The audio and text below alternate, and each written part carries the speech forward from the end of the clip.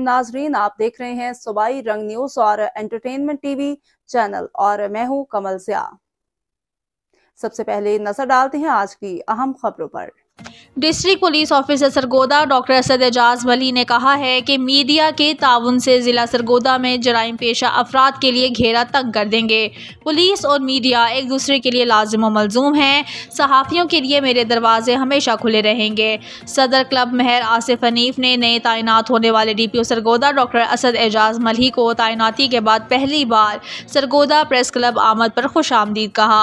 Sargodha press club में अपने एजाज़ में मुनक्किदा तकरीब से खिताब करते हुए district police officer Sargodha doctor Asad Ejaz Malhi ने कहा कि सरगोदा के सहाफ़ी मस्बत सोच और हुब्बुल वतनी के जज्बे से सरशार हैं।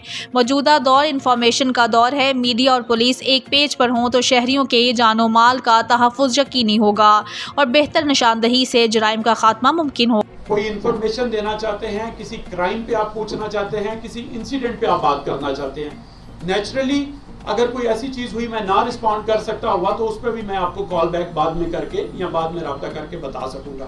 बाकी हम इंशाल्लाह ताला मिलके दोनों डिपार्टमेंट चलेंगे तो बेहतर होगा। जहां तक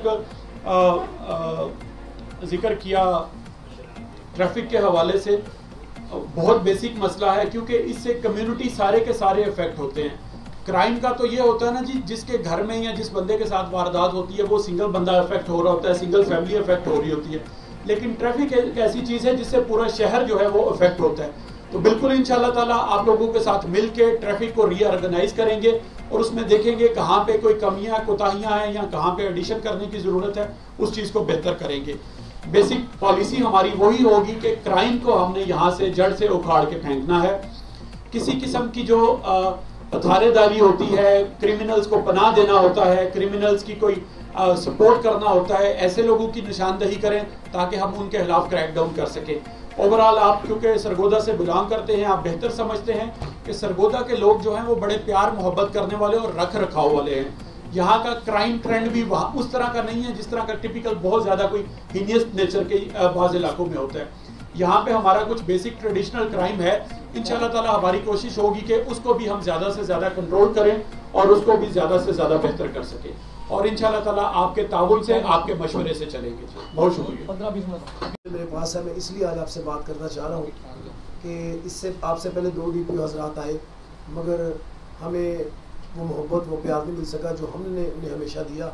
जैसा कि हनान चौधरी साहब ने कहा कि वो गैप रहा, वो गैप का मकसद सिर्फ ये था कि हम हर जगह पे हर आपके एक्शन पे हमने आपको प्रोजेक्शन दी, इज्जत दी, रिस्पेक्ट दी, जो कि हमारा फ़र्ज़ भी था।